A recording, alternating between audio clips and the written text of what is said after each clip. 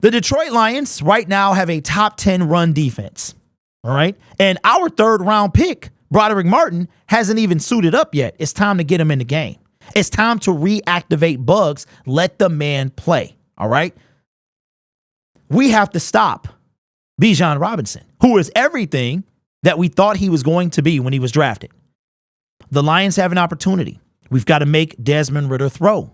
Okay. Again, we have to contain a mobile quarterback. We have to be able to do that as well. Now, we talked about Aaron Glenn. I saw him on the press conference today, and I didn't like the way he started it. I didn't like the swag he came in when he started, right? Let's get this, let's first things first. I'm like, bruh, okay, your defense on the back end is letting us down. But in my opinion, Aaron Glenn, he feels the heat. He feels the heat. But what are we going to do to contain their run-first team? And then if they are going to throw, because Desmond Ridder, let's be real, is not that good and it's not playing that good. But if you have a run game the way that you do, the way that they have, then you can lean on it. You can have a so-so passer. And I'll say this. This is the time for the Detroit Lions to correct their deficiencies. You're at home. You're top 10 against the run, right? You have a quarterback that you can stop, at least throwing the ball. You've got to D up Kyle Pitts, Drake London, right? You can't let them beat you. Yes, we lost C.J. Gardner-Johnson. It's a big deal, but we can get over it because we got Tracy Walker. We got some depth back there. If the Detroit Lions lose to the run-happy Atlanta Falcons with a stout run defense, top 10 right now, then the heat got to be turned on somebody. Remember we fired Aubrey Pleasant because something needed to change? We might have to do the same thing. Shadow says, where is Martin in the middle of the D-line? Hunyu says, top 10 means nothing in week 3. I remember having a top 3 offense by week 4, and we got shut out by the Pats. That's true. But we still ended the year with a top 4 offense. See, our defense, and I hear what you're saying, Hunchu, and you seem like you on the hunt to troll today, like you always are, but it's all love. The defense put us in such a hole that no matter how we played in the last 10 games of the season, we ended up 28th overall in defense, right? And even though the Pats shut us out, and then the week after that, the Dallas Cowboys we got 6 points, we still ended the year 4th behind the Buffalo Bills, the Philadelphia Eagles, and the Super Bowl champion Kansas City Chiefs. Your defense needs to step up, and somebody's going to have to do something. I see a big Trey. I'm leaving here with something. That's how the defense needs to be. They need to be like that. Looks like Kirby Joseph might be out, hasn't practiced this week. That's true. And if he does play, how limited will he be? That's a question as well. Gilmore needs to start over Jacobs. Bro, at this point, we can't do any worse. Now, you had DK Metcalf. I get you. Who you going to have this time? Drake London? Still could be a massacre, man. I'm telling you.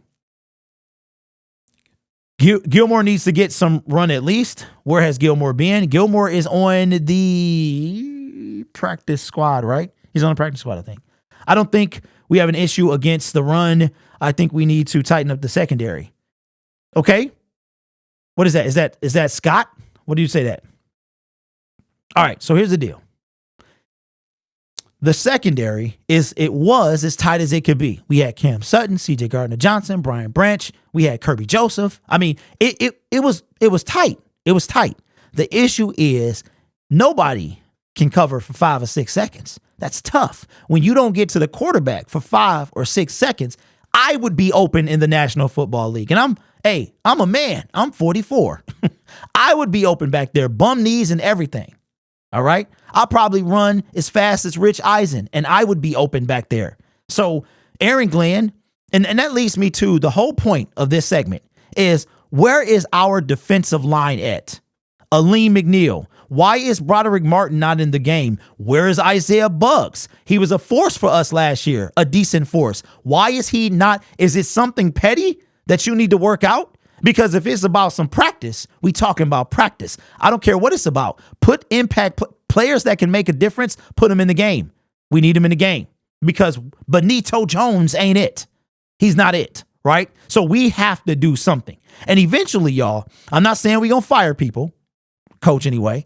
His seat ain't even hot. It's not even, you know what I'm saying? It's not even remotely close. However, we can start placing some blame on Dan Campbell if he doesn't make the right decisions, whether it's on the football field or the staff he has in place.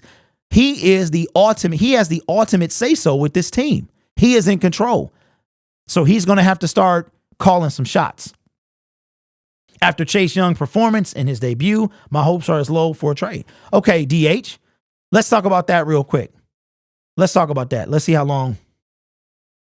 Let's talk about that. We got a couple minutes. Let's talk about the defensive line. See, this is what a lot of y'all believe, that the better a team does, the less likely they are to trade. That is true. Okay. So I'll back that up. But you got to remember too, Chase Young, they didn't give him a fifth year option. Now they can franchise tag him. They can do that. Maybe they're prepping to do that. Okay. But right now, you know who you should be rooting for? Either one of them teams. Washington to start losing so they can have a fire sale.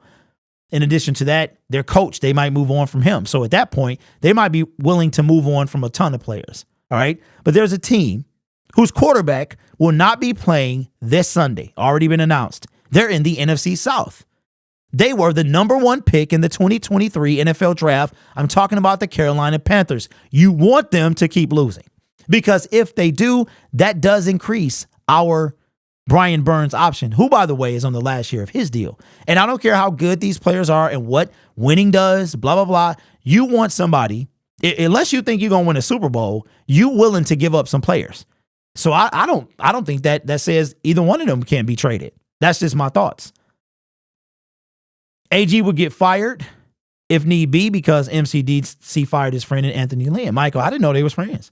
I didn't know that. I know Glenn is his friend, and I think at this point he has no choice but to fire Aaron Glenn, because there are no more scapegoat people. You going, hey Ben, you the one that got to go. Something had to change. You gonna fire the defensive line coach?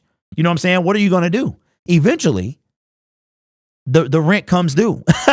And the rent, Aaron Glenn can do anything he wants to. He got to change his defense around. If Bugs and Martin are in the middle, the O-line has to double someone. So if them big boys are Hutch, it frees up a player. That's true. Bryce Young not playing this Sunday. That is correct. Falcons did us a favor by beating Green Bay. Ed, that's facts. But now we got to do our job and beat the Falcons and Green Bay.